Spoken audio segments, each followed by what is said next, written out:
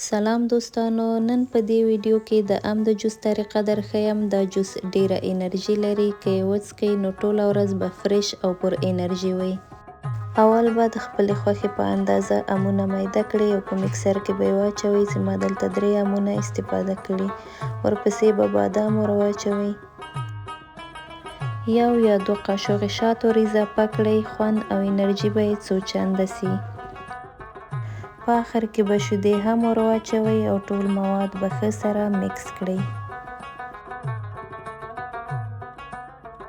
ټول مواد چې ښه سره مکس شول، د خپلې خوښې په ګیلاسونو کې واچوئ. د ډیزاین لپاره یې په سر باندې لږ میده سوي بادام هم ور اضافه کړئ.